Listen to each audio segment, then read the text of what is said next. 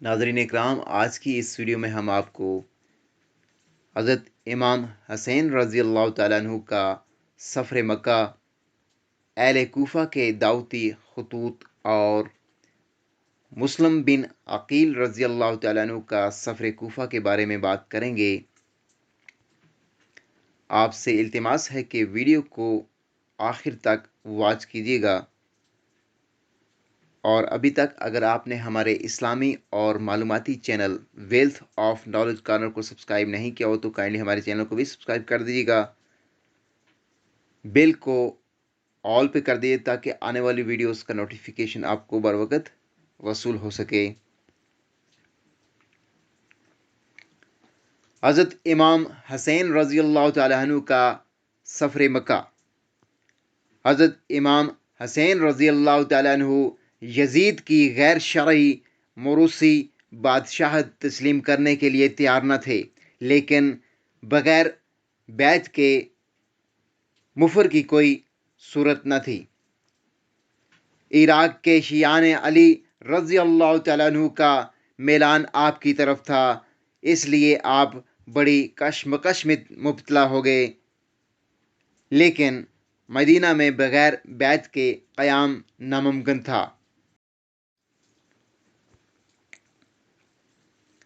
اس لیے محمد بن عنفیہ کے مشورہ سے شعبان 60 ہجری میں ایلویال کے مکہ روانہ ہو گئے۔ راستہ میں ایک محب اہل بیت عبداللہ بن متی ملے۔ انہوں نے پوچھا کہاں کا قصد ہے؟ فرمایا مکہ جاتا ہوں۔ ابن متی نے عرض کیا وہاں جانے میں کوئی مذائقہ نہیں، لیکن خدا کے لیے کوفہ کا قصد نہ فرمائیے گا، وہاں کے لوگ بڑے غدار ہیں، انہوں نے آپ کے والد بزرگوار اور محترم بھائی دونوں کو دھوکہ دیا۔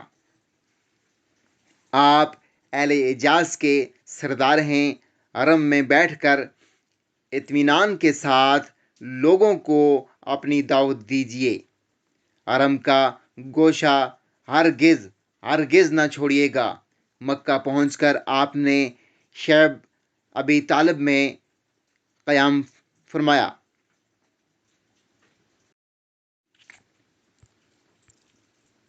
اہل کوفہ کے دعوتی خطوط اور مسلم بن عقیل رضی اللہ تعالیٰ عنہ کا سفر کوفہ۔ عراق کے شیعان علی رضی اللہ تعالیٰ عنہ ابتدا سے امیر معاویہ رضی اللہ تعالیٰ عنہ کے خلاف تھے۔ ان کی وفات کے بعد انہوں نے خلافت کا منصب اہل بیت میں منتقل کرنے کی کوشش کی اور حضرت امام حسین رضی اللہ تعالیٰ عنہ کے مکہ پہنچنے کے بعد آپ کے پاس بلاوے کے خطوط لکھے۔ پھر عمائد کوفہ نے خود آ کر کوفہ چلنے کی درخواست کی۔ اس درخواست پر آپ نے اپنے چچیرے بھائی مسلم بن عقیل رضی اللہ تعالیٰ عنہ کو حالات کی تحقیق کے لیے کوفہ بھیجا اور اہل کوفہ کو لکھا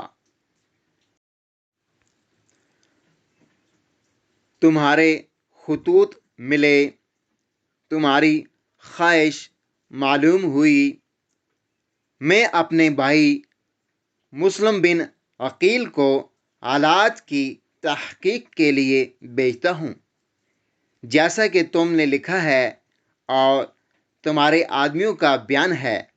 اگر واقعی تم لوگ میری خلافت پر متفق ہو تو مسلم وہاں کے حالات دیکھ کر مجھے اطلاع دیں گے، میں فوراً روانہ ہو جاؤں گا۔ یہ خط لے کر مسلم کوفہ پہنچے اور مختار بن ابی عبید کے گھر میں قیام کیا۔ ان کی آمد کی خبر سن کر ان کے پاس شیعان علی رضی اللہ تعالیٰ عنہ کی آمد و رفت شروع ہو گئی۔ کوفہ کے حاکم نعمان بن بشیر رضی اللہ تعالیٰ عنہ کو اس کی خبر ہو گئی، لیکن وہ بڑے دیندار، نیک فطرت اور امن پسند آدمی تھے، اس لیے کسی قسم کی سختی نہیں کی، بلکہ لوگوں کو بلا کر انہیں سمجھا دیا کہ فتنہ و اختلاف میں نہ پڑو، اس میں جان و مال دونوں کی ہلاکت و بربادی ہے۔ جب تک کوئی شخص میرے مقابلے کے لیے نہ کھڑا ہوگا، اس وقت تک میں محض بدگمانی پر کسی سے باز پرس نہ کروں گا۔ عبیداللہ بن زیاد کی آمد۔ لیکن یزید کے جاسوسوں نے دمشق اطلاع بھیج دی کہ مسلم بن عقیل کوفہ آ گئے ہیں اور لوگوں کو برگشتہ کر رہے ہیں۔ اگر حکومت کی بقا منظور ہے تو فوراً اس کا تدارک کیا جائے۔ اس اطلاع پر یزید نے عبیداللہ بن زیاد والی بصرہ کو حکم بھیجا کہ کوفہ جا کر جس طرح ممکن ہو مسلم کو نکال دو یا انہیں قتل کر دو۔ یہ حکم پا کر وہ فوراً کوفہ پہنچا اور اہل کوفہ کے سامنے تقریر کی۔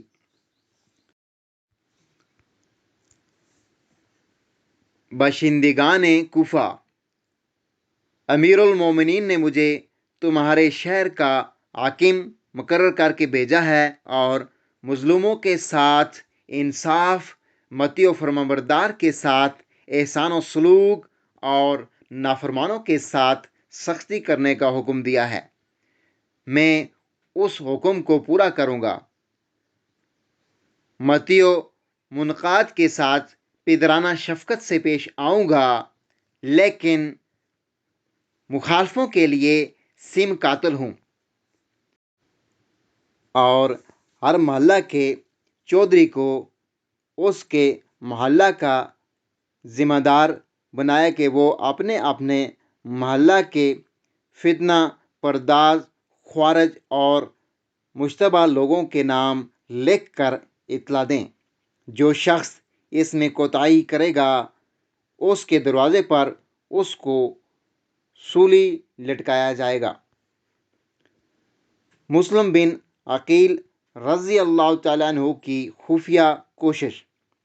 ان انتظامات کو دیکھ کر مسلم بن عقیل رضی اللہ تعالیٰ عنہ مختار کے گھر سے ایک دوسرے محب اہل بیت ہانی بن عروہ مزدہی کے یہاں منتقل ہو گئے۔ انہیں ٹھہرانے میں تعمل ہوا، لیکن پاس مروت سے انکار نہ کر سکے اور بادل نخواستہ انہیں جگہ دے دی۔ یہاں بھی شیعان علی رضی اللہ تعالیٰ عنہ کی آمد و رفت برابر جاری رہی اور 18,000 کوفیوں نے مسلم کے ہاتھ پر بیعت کر لی۔ انہوں نے حضرت امام حسین رضی اللہ تعالیٰ عنہ کو لکھ بھیجا کہ حالات موافق ہیں، آپ فوراً تشریف لائیے۔ مسلم کی گرفتاری اور قتل۔ عبیداللہ بن زیاد برابر مسلم کی جستجو میں لگا ہوا تھا، لیکن پتہ نہ چلتا تھا۔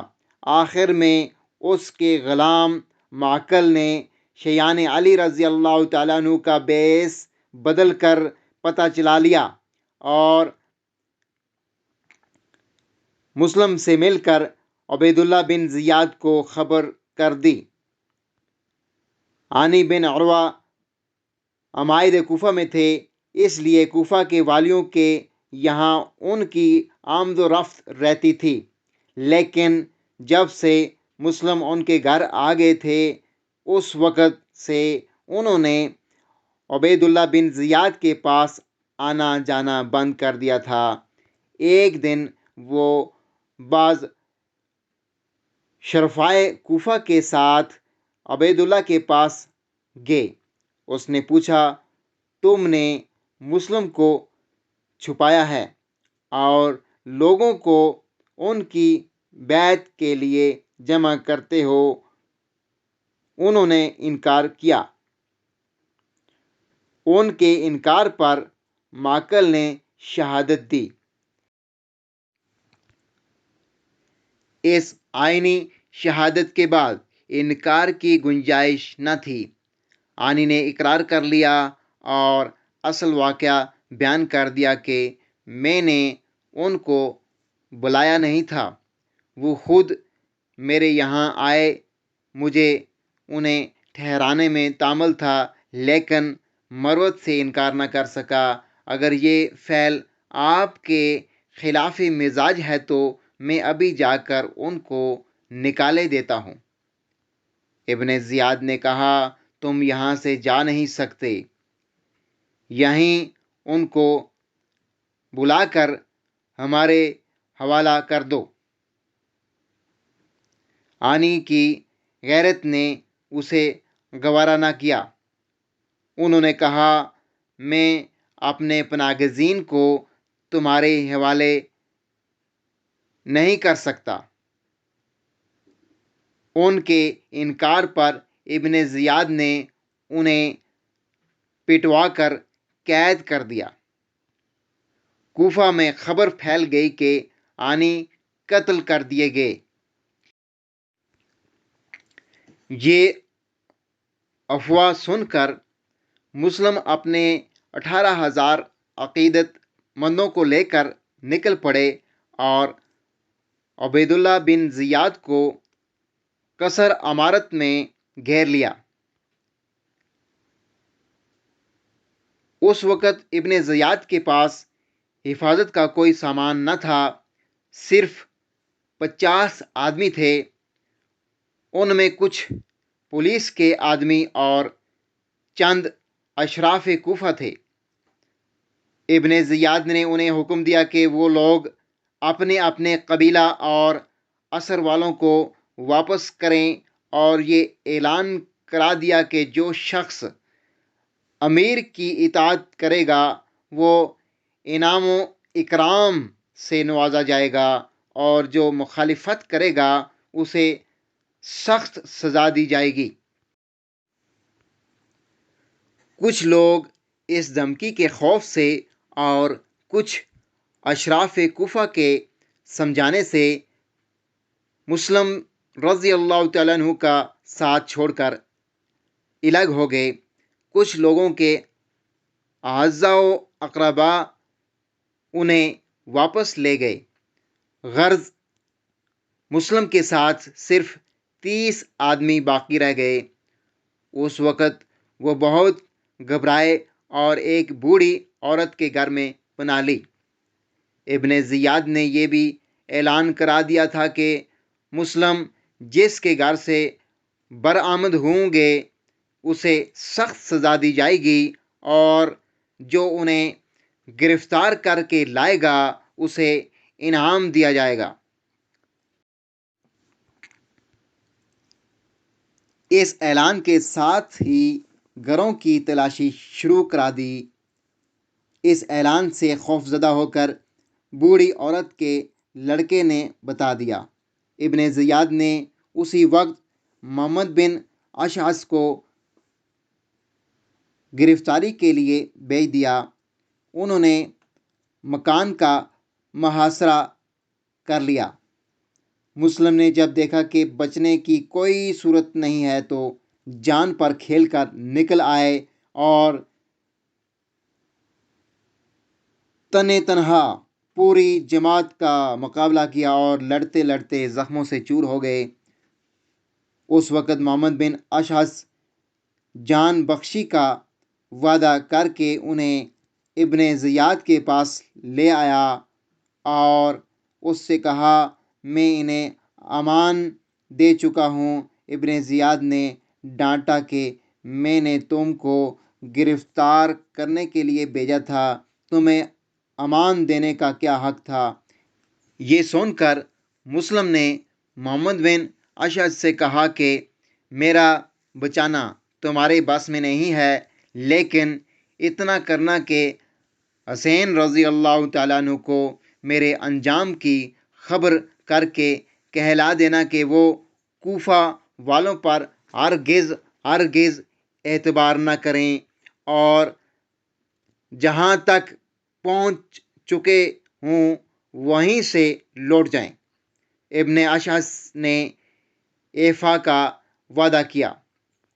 پھر عمر بن سعد سے، جو ان کا قریبی عزیز اور اموی حکام میں تھا، وصیت کی کہ میں نے 700 درہم اہل کوفہ سے قرض لیے تھے، انہیں ادا کر دینا اور میری لاش کو دفن کر دینا اور حسین رضی اللہ تعالیٰ عنہ کو اطلاع دے کر راستہ سے واپس کر دینا۔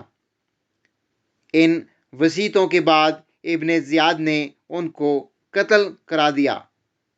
ان کے قتل سے حضرت امام حسین رضی اللہ تعالیٰ عنہ کا ایک قوی بازو ٹوٹ گیا۔